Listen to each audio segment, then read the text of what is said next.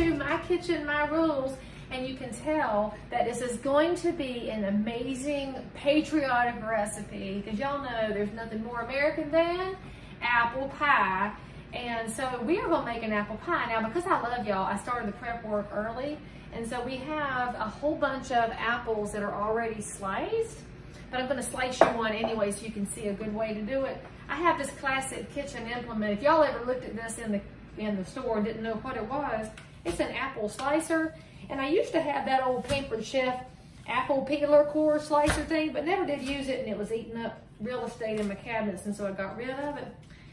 So you see this cores it into all these nice little pieces, and then I'm going to thinly slice them down so that I have easier to cook slices. Now you can leave them as thick as you want. I just like them thin, so about yay thick. So you see, not a big deal.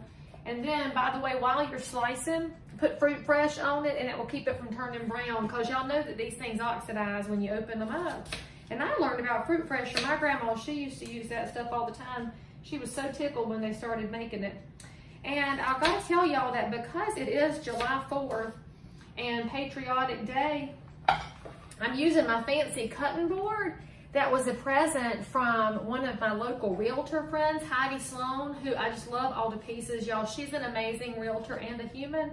And she came over to my house with some other realtor friends and had ordered us a charcuterie board from Babe and Butcher, which is a locally owned fancy people place here in the Charlotte area. And darn if they didn't deliver this thing in a Miata. I mean, like, that is customer service to the 10th degree. And it came on this fancy reusable board, and I said, you know what, Leigh Brown, let's use that Babe and Butcher board for making this apple pie, because it's very American to support small business. And if y'all didn't know, realtors, we are small businesses. And so I would like one day, one of my dreams, frankly, in addition to getting my own Dixie Crystals show, is to have y'all use that hashtag support your local realtor when you use one, because y'all realtors are small local business. But anyway, I digress. So what you need is some apples to make your apple pie. Now, if you like Granny's, that's fine. They're too sour for me. Golden Delicious is too soft, really, for holding up in the oven, because you have to have an apple that's got some strength to it. I'm using Honeycrisp because it's my favorite. And you can use other ones too. I guess you could use the Googles to find some ideas. We're going to grease our pie plate here with some Crisco, because Crisco is amazing. And I do have a can of grease up under my sink from making things. That's very tasty. And if you want to use something better than olive oil in your food, use the homemade grease can, especially if it's got bacon drippings in it. In fact, my other North Carolina friend, Wendy Harris, and I were talking about comparing our grease cans from up under the sink, although she leaves hers on the stove top, mine's up under the sink. Anyway, Crisco is what you want to use to get your pie plate ready. You don't flour it, we're not making a cake, we just don't want to make a hot mess. For other ingredients, you're gonna, y'all ready? You need 12 tablespoons of butter. 12, that's a lot of butter, and you're gonna divide it half in two. So we have 2 bowls of 6 tablespoons of butter that's already melted. Make your own life easy. And so we're gonna make that mixture up in just a hot second, and we're gonna take these apples. Now y'all can do whatever you want with your apples. You can just dump them in and make a mess of it. Look, you just throw them in there. Say you don't give a rip no more, throw them in there. I can't do that. Look, my eyes are already twitching. I've got to put them in a pattern. So we're just gonna actually I'm not really gonna make it decorative. I'm just gonna go in a nice little circle here, and I'm gonna pretend that I'm back in geometry class. I think it was was it Miss Melton who taught geometry, or she taught trigonometry? I don't remember anymore. But maybe she taught, well, whoever's watching this that went to high school with me at Northwest, y'all should make a commentary here and remind me who taught us geometry, because that was hard for me. I was better off in algebra. You know, they told us that you would be better in one or the other. And so you got to cover up the whole bottom of your plate here. And by the way, if you're wondering, Leigh Brown, this is an apple pie. You didn't put the crust in there. I forgot to tell y'all, this is a crustless apple pie. And so if you are the kind of person who is watching your figure get bigger during the quarantine, then this would allow you to watch your figure with a few less carbs than a regular apple pie. Well, apples are full of them because they're full of sugars, but you know, it's the sugar that the Lord made, so that makes it good. And then we're going to have some sugar that Dixie Crystals made, which is just about as good as that the Lord made. And so I guess we're still full of carbs, but not as full of carbs as it could be. So before you're sitting there counting and using your math skills and getting all judgy on me, look, just, you know, enjoy. I mean, because the July 4th is meant to be for you to have fun. It is meant for us to celebrate the birthday of this amazing country. And while things aren't always perfect, they were never meant to be. In fact, our founders knew that, because if y'all will pay attention, and in fact, please get your children to read the Declaration of Independence and the Constitution, because frankly, y'all, people don't read enough anymore. And we all joke about how realtors don't read, but it's not just realtors, frankly. A lot of y'all need to read the Federalist Papers. It's fascinating, even if you're not a nerd like me. And all my friends who went to school with me are laughing in their head right now. They're like, Leigh Brown, you have always been a nerd. And I will say amen and hallelujah. Yes, I have been. So anyway, what they said, our founders, is that this was to create a more perfect union, because there would never be a perfect union. The only perfect is going to happen when the rapture occurs and we get to go to the city of gold. And all I can say is the way 2020 is going, come Lord Jesus, and hopefully carry me with you and don't leave me here. But I don't know, I haven't lived a perfect life by any stretch of the imagination, but I reckon I can keep on trying to do better. Anyway, look, we're getting a pie plate full of apples, and y'all were thinking, this is never going to end, because it does take a while to get them layered in here. Now, the top layers where you want it to be pretty, friends. I mean, honestly, it almost doesn't matter what's up on the underside. Get the top looking decent so that you won't be embarrassed in front of your mother and your best friend. But she probably can't cook, and so that's all right. She'll eat it when you offer it to her. And by the way, back to our July 4th commentaries, make sure that if you are in the Harrisburg area that you join me for my Homemade Citizens Parade. We are going to put flags all over the car and ride slowly up Highway 49. And we're not going to impede traffic or any of that. I don't want to aggravate the highway patrol or the deputies, because frankly, I went to high school with half of them and I don't want to make them mad. But it's a day to celebrate and tell people how proud we are to be American. And I don't know that I'll be singing the Lee Greenwood song, because it gets a little bit schmaltzy from time to time, but I say that and then I sing right along and I get goosebumps with the rest of you. And I will be having my Sirius XM blaring out the windows with all the patriotic songs, probably a lot of John Philip Sousa, some good marches. If you're not a band person and you don't know John Philip Sousa, then please, for all that's holy, teach your children some things they need to know that's better than, what's that mess my daughter listens to? Kodak Black and Lil Wayne and whatever else she listens to. All right, so there we go, y'all. That looks pretty, doesn't it? All right. Now, that was your easy steps. Now, you probably want to stop and look how beautiful your work is. Oh, yes. And so now, we've got our 2 bowls of melted butter. And we are going to get our brown sugar. Yeah, Dixie Crystals. Don't be buying that other brand. And we need, make sure it's soft. Now, if you want to know why mine is soft, you've probably seen my secret. I use the resealable bag and I put it in Ziploc so that it will keep the air out. But if your brown sugar gets rock hard solid, it can be salvaged. Don't toss it out. But get yourself about 1/4 cup and put it in here with this melted butter, which frankly, you could put that on anything and you'd feel like a genius. And then we need some actual sugar, and we're going to be using what? Dixie Crystals. See, and I know I have my Dixie Crystals apron on, and this recipe is not even in their cookbook, but I have a dream, y'all.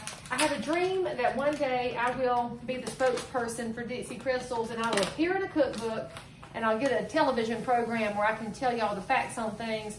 And of course, I'm filling up my sugar container because it was slap empty, and so that way I got to show y'all the actual bag for those of you that wonder, does Leigh Brown actually use Dixie Crystals, or she does shilling for them? No, I for real use it. We need about 1/4 cup of the white sugar too. Now, let's see, let's put that in here. And by the way, if you for real want to cut your carbs more, you could probably use Splenda instead of sugar, but be very, very careful, because Splenda is extra sweet and it messes with your internal organs, which is why I got off of it myself. And I saw some brown sugar, low sugar versions. I don't know what that mess is, so I buy Dixie Crystals and just leave the crust out. All right, so we're whisking that up so that the sugar and the butter are making a nice little caramelly looking mixture here. And then we're gonna carefully pour this over the top of our apple plate here. And I'm realizing I did not cut my oven on, y'all. It's gonna have to sit here for a minute, and thank heavens I put some fruit fresh up on it, because that was gonna be a disaster if I let it sit here and get oxidized while I waited for the oven to heat up. Because I'm gonna cut my oven on to 325. This is not a 350 recipe for those of y'all that already turned your oven on and you said, well, Leigh Brown's almost always at 350. I am, but not this time. So we're going to 325. Let's cut the oven on. 25, start. Okay, so you see what we have done is we just put this around the top. Okay, so look, it's nothing real fancy. And we're gonna cook this at 325 for around 25 minutes, 30 minutes if you have a slow oven. And then we are going to take it out, and I'll tell you next steps after the next 30 minutes. And here's where we have a commercial break for somebody who wants to sponsor me. You know, you should totally call me, because by the way, the reason I'm wearing a dress on and wearing pearls, I had a closing today because realtors can get some stuff done. Anyway, I'll see you in just 2 shakes of a lamb's tail, and you'll see what this looks like. Okay, so while our apple and butter and sugar combination is in the oven, we're gonna make the next layer for the top. So you still had 6 tablespoons of melted butter. Then we need some cinnamon, and y'all have seen before, I like Savory Spice because they have this cool little shop in Charlotte. And we need a 1.5 teaspoons of cinnamon, or as much as you want, frankly. You see I'm using a heaping teaspoon because I flipping love cinnamon, and it's really, really good for you for some reason. I didn't do all the research, but I seen it on the internet. And then, a nice piece of apple. And then we have nutmeg, and you want to use a teaspoon of nutmeg. And I'm gonna make this heaping too, because I seriously love nutmeg. And what you should know about nutmeg is if you have a bowl of Breyer's ice cream, you know, the good vanilla that has little speckles in it, if you get some nutmeg and sprinkle it on top, that is like manna straight from heaven. And then you need some rolled oats. Now, rolled oats are not your usual Quaker. This ain't the quick stuff, the instant stuff, the old-fashioned stuff. Get rolled. And you want Bob's red mill, because that's all the good fancy flours and things. I guess it's organic and, you know, healthy or whatever. Now, these are on the top shelf at my Publix. I had to hunt for them. You can order them on the internet too if you want to. But you need 2/3 of a cup. And since I'm currently using 1/4 cup measure, then I'm going to ish it, and that looks about right to me. Because this doesn't have to be exact. You're looking for texture instead of perfection. So, this is another one of the Leigh Brown ingredients where I like to ish it. And I forgot to get something to stir up my concoction here with. So this is the next layer that's going to go on the top. So what I want y'all to do is have this ready and blend it in so that all of the oats have flavor, right? See, when you make sure that, get that dark cinnamon color. Yes, And what we'll do is when our apple pie comes out, we're gonna let it sit for just about 5 minutes. And then this will be the special top layer. We'll mix it in and amongst the apples a little bit. And I'm gonna see if I can't hunt for my brush in the utensil drawer while I wait till the apples are ready. And then we'll put it back in for the final touches. I'll see you in a second. So for real, I know I need a camera crew, people, but anyway, if y'all had some smell-o-vision right now, you'd be just fit to be tied, because this smells so stinking good. And so now what we're gonna do is take our little mixture that we made, and we're gonna pour it across the top. And by the way, if it hardens up, then stick it back in the microwave for a minute and let the butter get remelted, because if you mixed it up too quickly, or let it sit too long while your apples were in the oven, and you'll miss some. And so let's get it all out of there. And then we'll take our pastry brush, because I found it, see, and get the rest of the goodie out of the bowl, because we don't want to waste any, you know. And then we're gonna take the pastry brush and kind of get that oat all tucked up into the edges so that we have a nice even layer, and it's tucked in between some of your apples. Now, for those of y'all that want to pretend this is a breakfast item, I would double the amount of oats and nutmeg, cinnamon, butter right there, and it will legit act like a nice little breakfast pastry. So now that we've got it evenly out and in between, got it purdied up there. There we go. Now we're gonna put it back in the oven for 8 minutes at your 325.